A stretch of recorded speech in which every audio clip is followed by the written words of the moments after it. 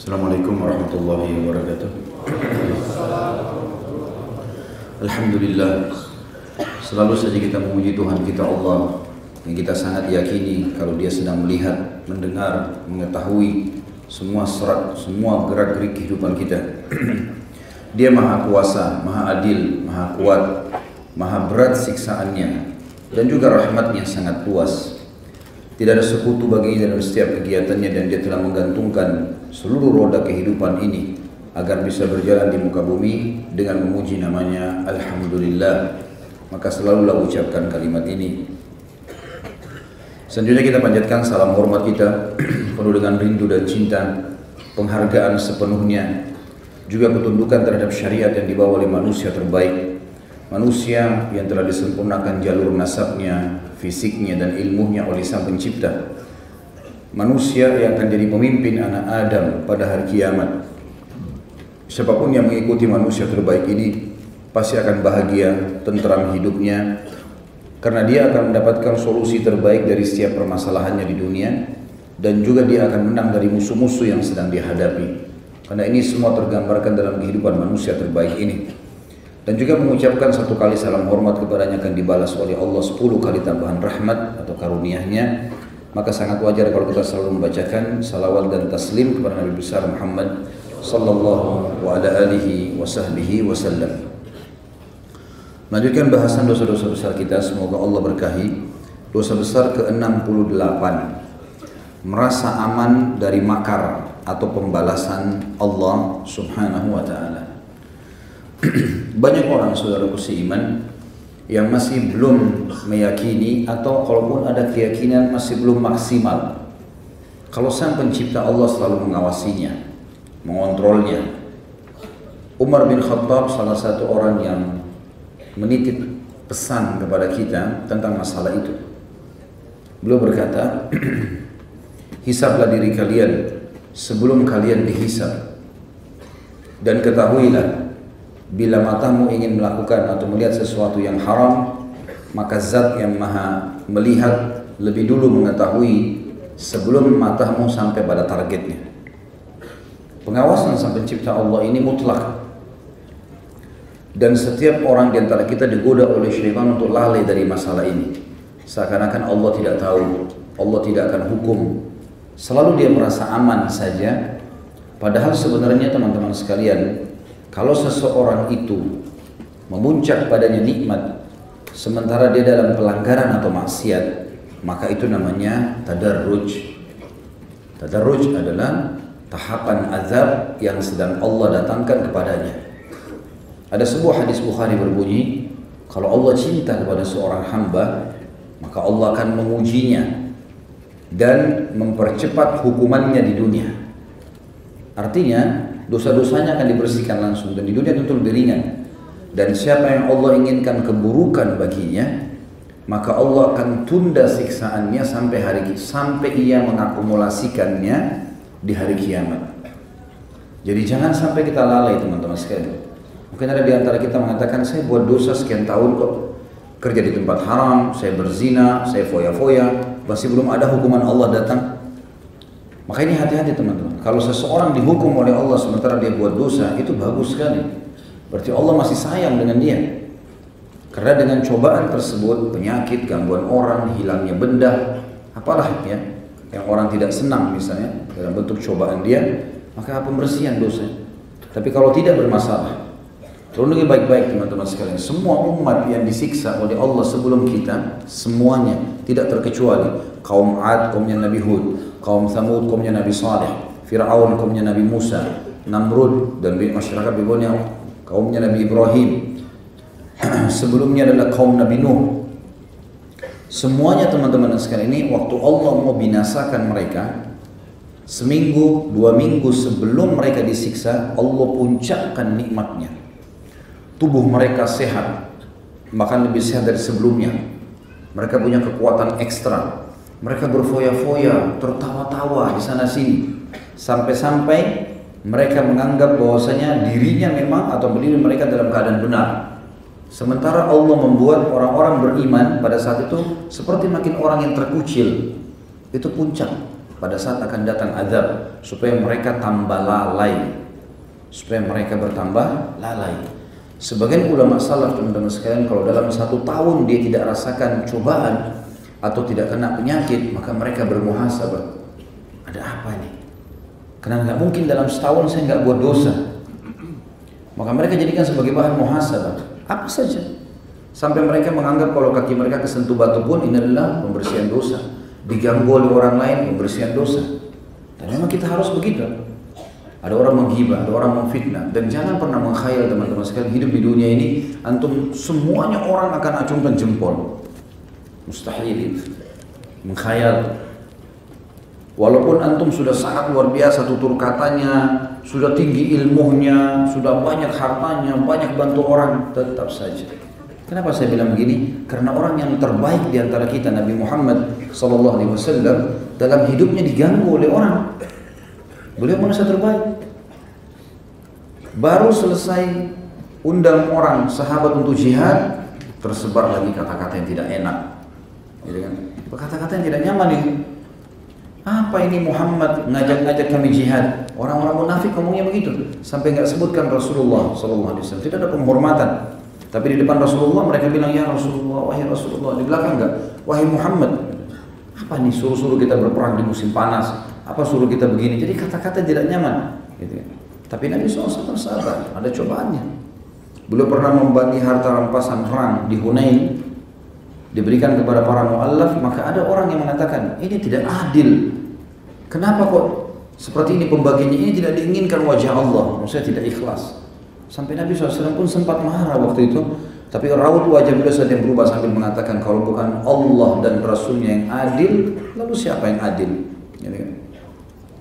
Tapi ada cobaan-cobaan dalam kehidupan teman-teman sekalian. Ada cobaan. Dan cobaan ini positif bagi orang beriman. Gitu kan? Tentu yang tidak suka sama kita kalau kita dalam kondisi benar adalah orang-orang yang tidak benar, otomatis itu. Karena kalau orang yang sejalan dengan kebenaran, dia pasti akan menerima, kan gitu. Seperti Rasulullah SAW yang benci adalah orang munafikin, orang kafir. Tapi para sahabatnya tidak, loyal semua bersama beliau. Ya, Ridwanullahi alaihim, para sahabat sangat mencintai Nabi SAW.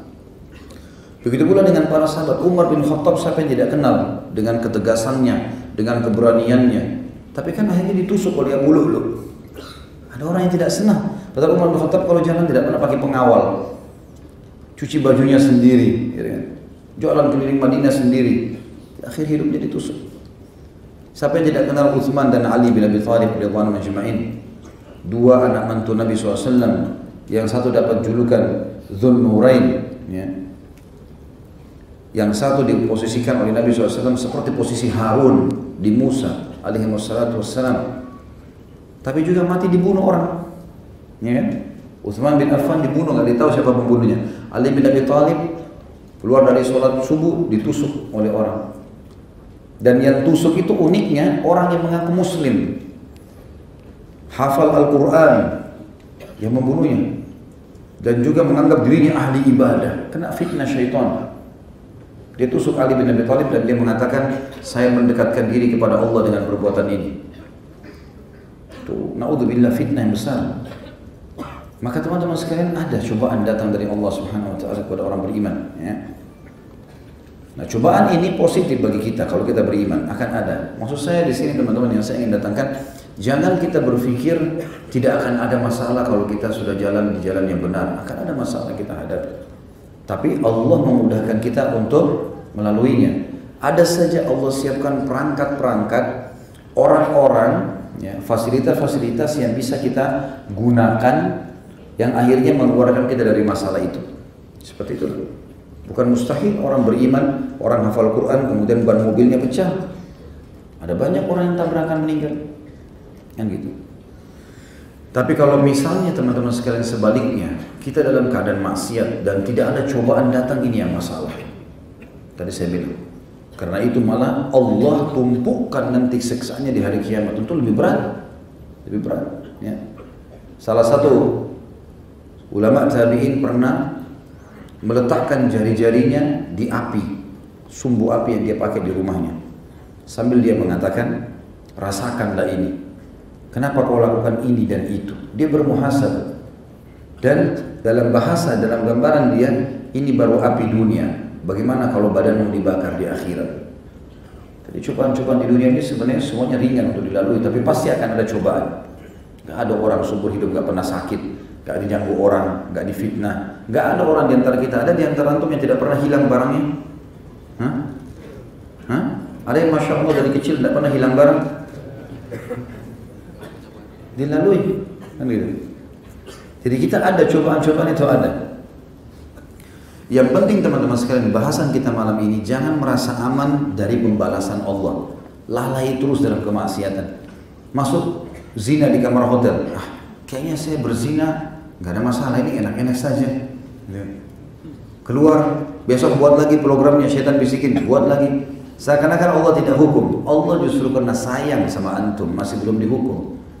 Karena dalam ayat Al-Quran dikatakan kalau Allah mau menghitung dan menghisap, langsung menghukum hambanya, maka tidak ada yang hidup di muka bumi ini. Bayangkan kalau begitu kita salah sedikit, langsung Allah cabut urat sarafnya, mati sekalian. Nggak ada yang hidup, karena kita semua buat salah kan. Tapi Allah SWT menelambatkan itu, membiarkan orang mencuri misalnya teman-teman. Bisa dikatakan oleh para ulama mengatakan, bisa dinyatakan tidak ada orang mencuri pertama kali langsung ketangkap. Contoh saja, bukan memudah-mudahkan maksiat, tapi kenapa Allah nggak langsung hukum dia, langsung ketangkap? Allah masih sayang sama dia. Diberikan kesempatan taubat. Nanti dia ada rasa menyesal, tapi Allah berikan sinyal supaya dia takut. Misalnya ada orang melihat dia dikejar tapi lolos, supaya dia takut, jangan dia ulangi. Tapi banyak orang konyol, enggak diulangi, saya lalu lolos, sekarang saya lakukan. Lama-lama Allah buat dia ditangkap, digebukin orang. Sebenarnya tanpa digebukin dia sudah bisa tadi, ada peringatan dari Allah. Perbuatan salahnya masih bisa dimaafkan. Allah itu lebih sayang kepada kita daripada ibu kita sendiri. Lebih sayang daripada kita sayang kepada anak kita sendiri. Kita sayang pada diri kita sendiri, Allah lebih sayang kepada kita. Wala taqtulu anfusakum innallaha kana bikum rahima. Kata Allah, jangan pernah sakiti, bunuh diri kalian, karena Allah sangat sayang dengan kalian. Mata kita berapa kali lihat maksiat teman-teman, telinga kita berapa kali dengar maksiat, tangan kita berapa kali menjamah maksiat, kaki kita berapa kali melangkah ke tempat maksiat, kemaluan kita berapa kali melakukan maksiat, tubuh kita berapa kali mengelola makanan dan minuman serta oksigen yang penuh dengan kemaksiatan. Ini kalau seandainya seorang pegawai di perusahaan mau dihisab, dia sekali terlambat saja sudah dikeluarkan, atau sekali ketahuan dia mencuri dia akan dikeluarkan, maka mungkin kita semua sudah dikeluarkan dari muka bumi ini. Tapi rahmat Allah luas. Hanya saja jangan merasa aman dengan itu. Setiap kita buat satu dosa, sudah ada konsekuensi hukum, balasannya. Tapi Allah lebih tahu bagaimana dia membalasnya. Yang jelas kata ulama, balasan setiap dosa lebih berat daripada perbuatannya, itu pasti. Saya pernah kasih contoh, sejam zina di kamar hotel, mungkin kita dicoba dengan Allah penyakit sebulan sakit. Ada yang setahun sakit akibat dari 1 tahun itu, akibat dari 1 jam tadi. Kalau kita ngulangin, akumulasi lagi, maka lebih banyak. Dan untuk kembali ke jalan yang benar, kalau kita sudah membuka pintu maksiat teman-teman sekalian, saya dan antum semuanya kita lemah manusia, sangat lemah. Sensitif, kita dengar sesuatu kita bisa berubah, ya. Jika sesuatu kita bisa berubah, maka harus kita istiqomahkan diri kita. Kalau enggak masalah, harus kita paksakan diri di situ. Kalau setiap orang di antara kita berbuat kebaikan teman-teman sekalian, mohonlah kepada Allah agar Allah kabulkan dan Allah mudahkan kita untuk istiqomah di situ. Ini yang Allah katakan dalam Al-Quran, A'udzubillahi minasyaitonirrajim, wa'bud rabbaka hatta ya'tiyakal yaqin. Kalau sudah dapat jalan yang benar, wahyu Al-Quran dan Sunnah, sembahlah Tuhanmu di atas kebenaran itu sampai kamu mati. Istiqomah di situ.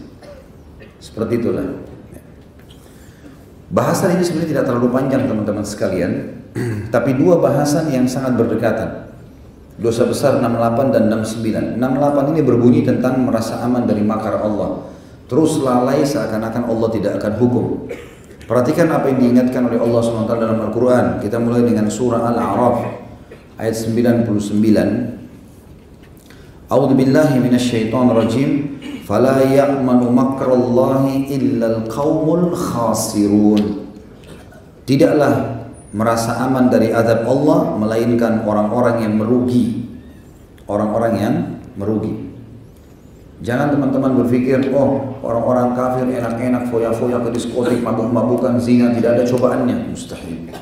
Saya subhanallah baru hari ini, saya terima cuplikan dikirim di WA dari teman saya di Jeddah. Kadang-kadang kami sering kirim cuplikan. Ada cuplikan dari beberapa kejadian yang tidak disangka. Ya.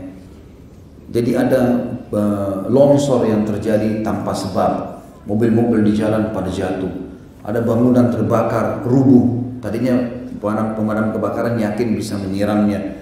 Ada orang lagi jalan, tiba-tiba keprosot jatuh ke satu tempat. Lalu kemudian terakhir ada perkataan seorang syekh, tapi tidak didatangkan gambar beliau, tidak ditulis juga namanya. Dia mengatakan inilah yang disebutkan dalam hadis Nabi SAW, akan datang akhir zaman nanti, itu longsornya tanah-tanah, tenggelamnya manusia, ya, dipecahkannya bumi ini, ya, datangnya badai. Dan itu pada saat musik dan perzinahan merajalela. Itu adalah hadis hasan riwayat Imam Ahmad. Dan apa yang tersisa sekarang teman-teman sekalian? Semuanya bisa terlihat di depan mata. Dan cuplikan itu seperti saya waktu lihat, seperti orang yang baru melihat kejadian. Mobil begitu rapinya tertata, tiba-tiba longsor, terpecah dan itu lalu mati. Jatuh mobil tersebut dan mati semua orang yang ada di situ seketika. Orang lagi jalan sama temannya di jalan yang bagus, tiba-tiba longsor, langsung jatuh, tenggelam ke dalam, mati. Dan sekian banyak cuplikan yang diperlihatkan. Dan ini betul teman-teman, tidak boleh orang merasa aman dengan makarnya Allah. Apa yang menghalangi Allah untuk mematikan kita? Nah, dalam surah Al-Mulk Allah mengatakan, A'udzubillahi minasyaitonirrajim, a'amintum man fis sama'i ay yakhsifa bikumul arda fa idza hiya tamur. Apakah kalian punya jaminan zat yang di langit itu tidak membelah bumi untuk kalian dan kalian tenggelam di dalamnya? Am amintum man fis sama'i yursila 'alaikum hasiba fasata'lamuna kaifa nadhir. Apakah kalian punya jaminan zat yang di langit tidak akan menyambarkan siksaan untuk kalian dari langit sana, ya, sehingga kalian bisa mendapatkan pertolongan? Bagaimana caranya kita bisa merasa aman? Bagaimana bisa seseorang di antara kita teman-teman merasa aman jalan, makan, minum, setiap saat bisa dicabut ruhnya oleh Allah? Setiap saat bisa dipincangkan kakinya, setiap saat bisa ditulikan telinganya.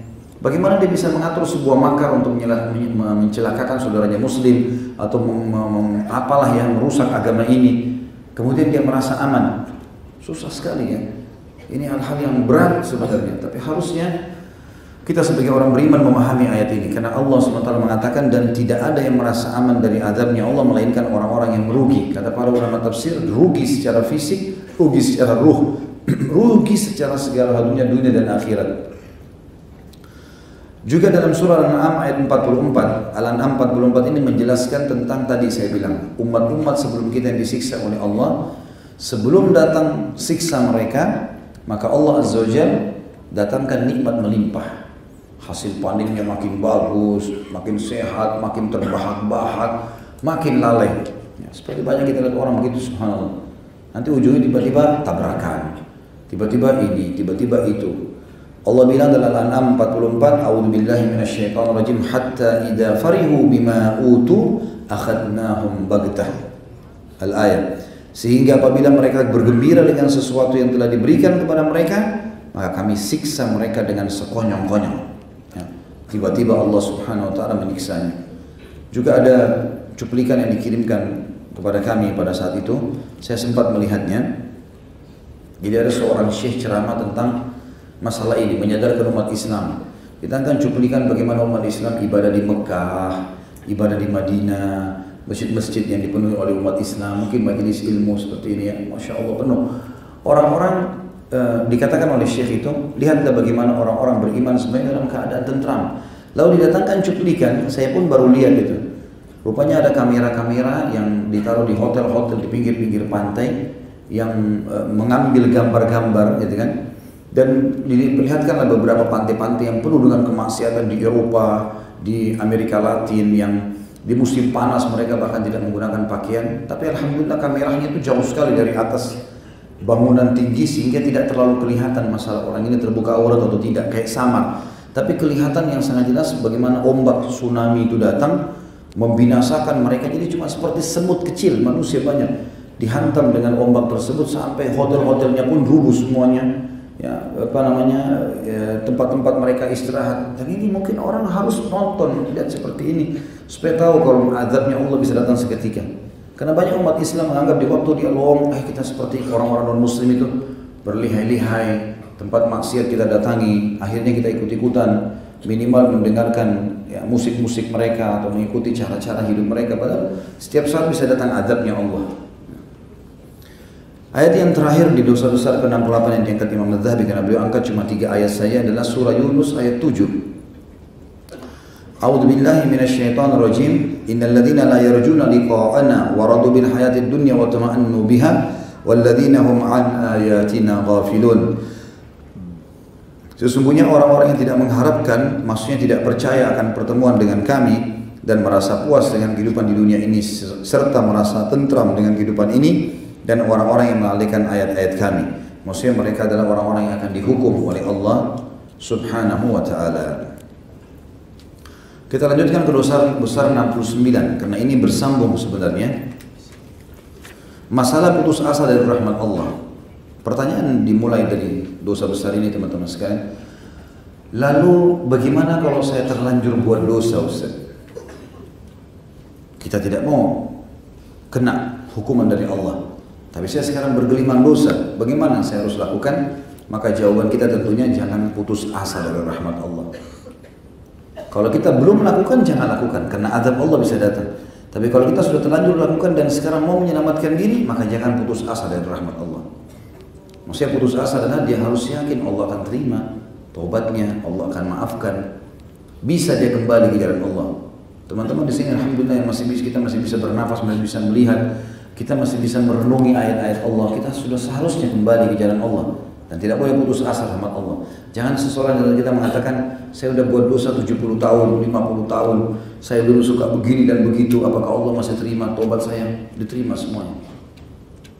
Sebaliknya, kalau teman-teman bilang, kayaknya Allah tidak akan ampuni, kayaknya saya akan masuk neraka, ini sementara dia masih hidup ya, ini putus asa dari rahmat Allah. Imam Az-Zahabi masukkan kategori dosa besar.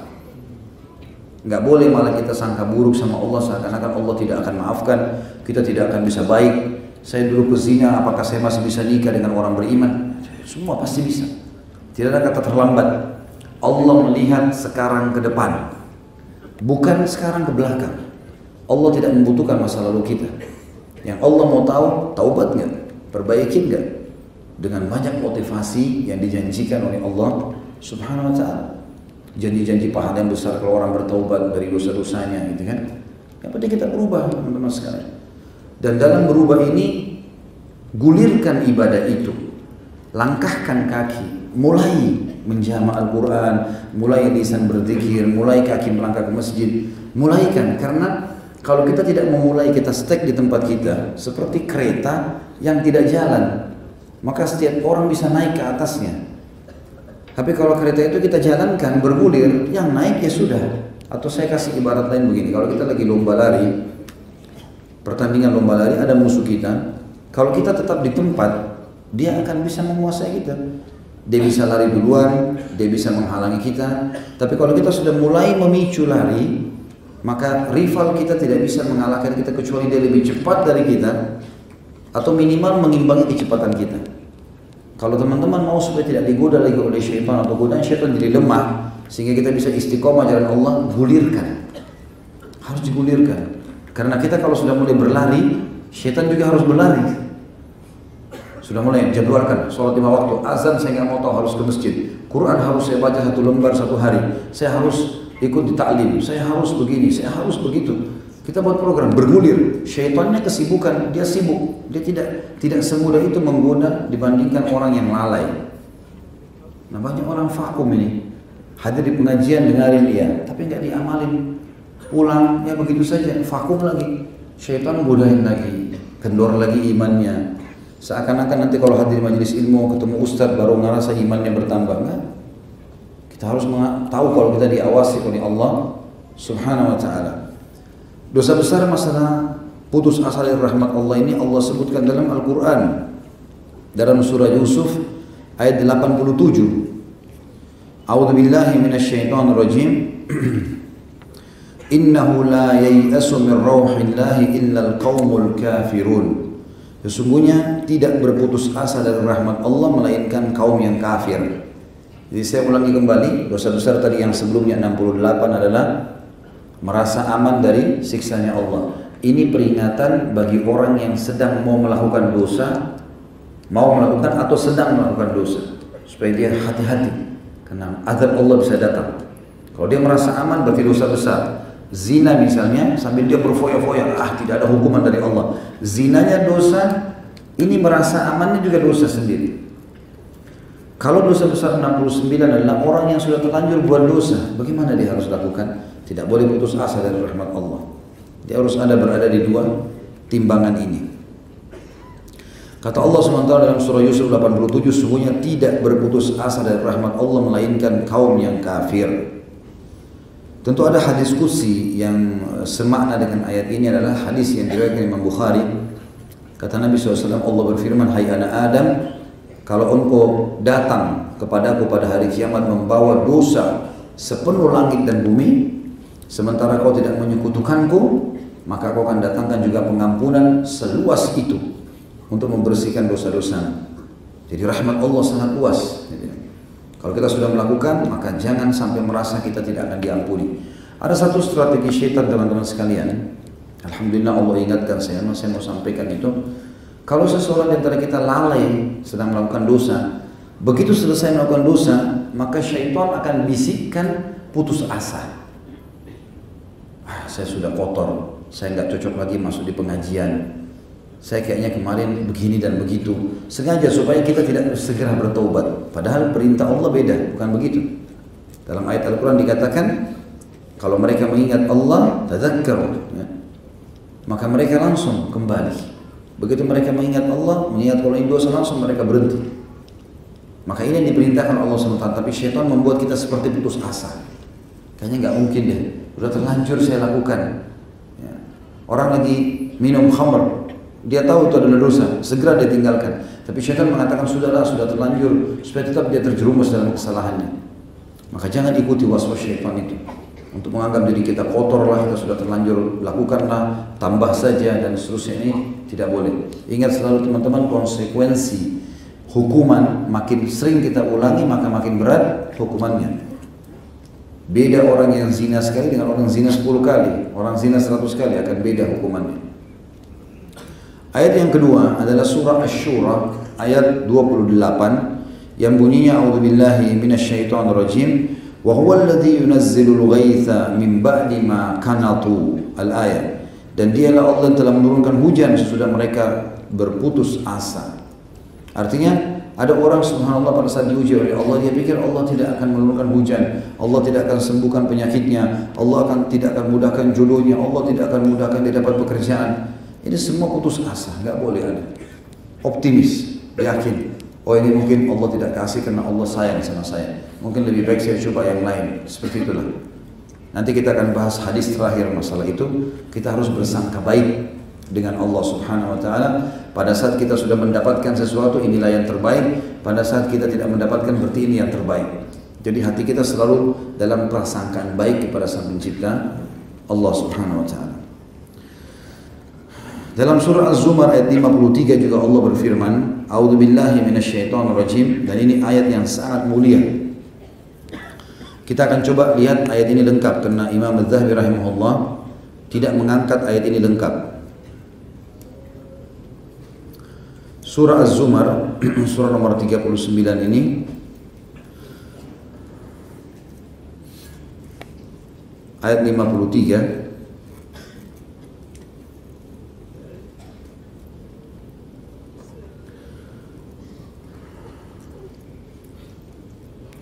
Qul ya ibadiyalladzina asrafu ala anfusihim la taqnatu min rahmatillah innallaha yaghfiru dzunuba jami'a innahu huwal ghafurur rahim. Katakanlah hai Muhammad, hai hamba-hambaku, pesan dari Allah buat kita semua yang telah melampaui batas, terlalu banyak dosa yang sudah dilakukan sama dia, bertahun-tahun, bertumpuk-tumpuk, semua jenis dosa sudah pernah dilakukan. Katakan, hai hamba-hambaku yang telah melampaui batas terhadap diri mereka sendiri, janganlah kalian semua berputus asa dari rahmat Allah. Sesungguhnya Allah mengampuni dosa-dosa semuanya. Sesungguhnya dialah yang maha pengampun lagi maha penyayang. Ustaz, saya durhaka sama orang tua, diampuni. Saya minum khamr, diampuni. Saya berzina, diampuni. Saya membunuh, diampuni. Semua diampuni. Syirik kepada Allah pun, menyekutukan Allah atau menyembah syaitan, kalau taubat diterima sama Allah. Tidak ada kata-kata terlambat, Allah ampuni semua. Di ayat 54-nya Allah ingatkan kepada kita, ikuti jalan itu tadi, jangan putus asa, taubat segera. Sesungguhnya Dia maha pengampun lagi maha penyayang. Dia maafkan dan Dia tetap sayangi kita. Ayat 54-nya, wa anibu ila rabbikum wa aslimu lahu min qabli an ya'tiyakumul adzabu thumma la tunsarun. Dan kembalilah kalian semua kepada Tuhan kalian, segera menuju ke jalan agama ini, dan berserah dirilah kepadanya sebelum datang azab kepada kalian, kemudian kalian tidak dapat ditolong lagi. Sudah dapat petunjuk, sudah dengarkan dalilnya, sudah terima, amalkan, sudah selesai. Jangan sampai tunggu azab datang tidak ada lagi yang tolong gitu.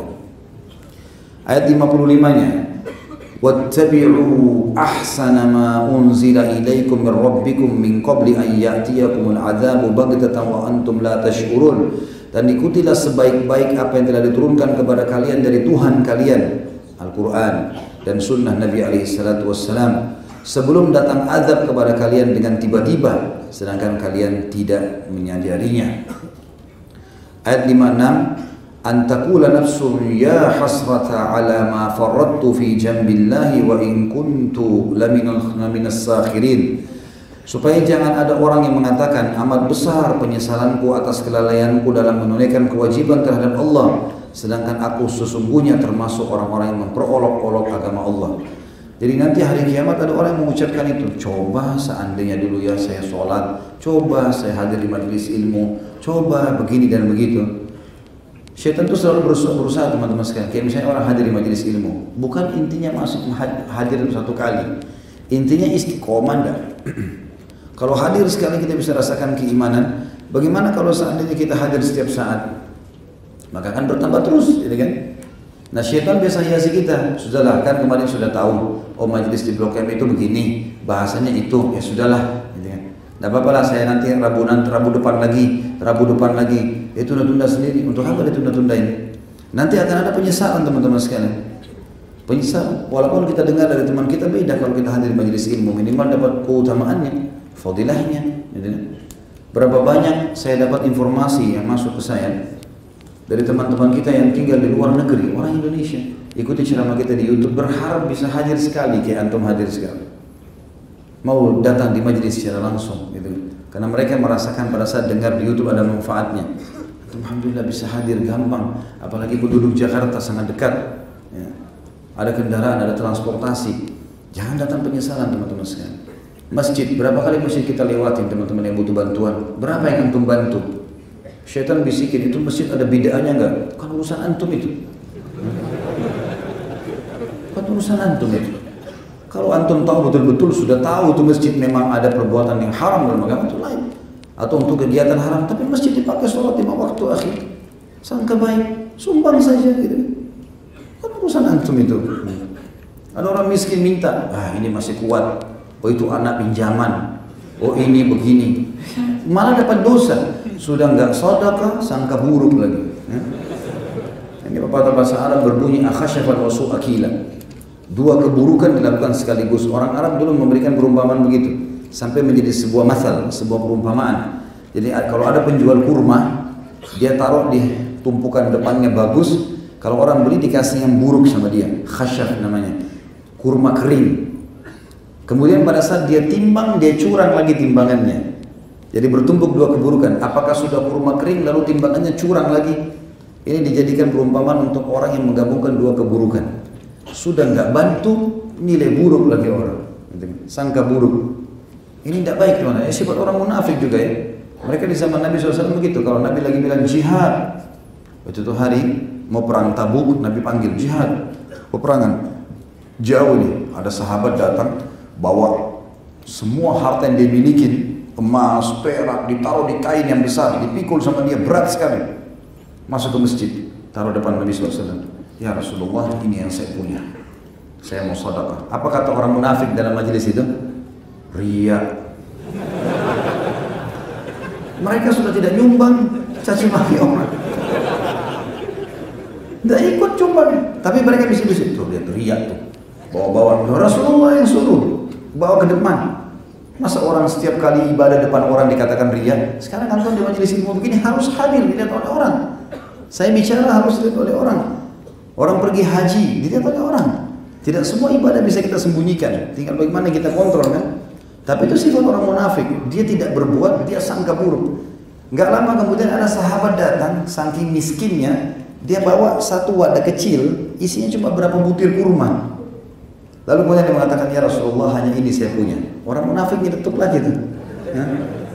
Mana bisa diapain tuh nyumbang dengan berapa butir kurma? Itu riwayat Sahih, riwayat Bukhari itu. Jadi dia malah tidak menyumbang, caci maki orang. Jangan jadi seperti ini. Kalau di depan mata kita ibadah, saatnya eksekusi, bukan menilai. Sudah pernah saya bilang, azan lewat masjid. Kayaknya tidak cocok sih, masjid sana aja. Bukan menilai, azan masuk, Allah sudah panggil, sholat, nggak ada urusannya itu. Ada kekurangan, ada kesalahannya, nanti kita ingatkan, kan gitu. Jadi bukan menilai, ada orang miskin minta, saatnya eksekusi, kasih. Urusan kita sama Allah, Allah nilai, dia sih terima duit saja, tidak usah nilai orang, seperti itulah. Ya.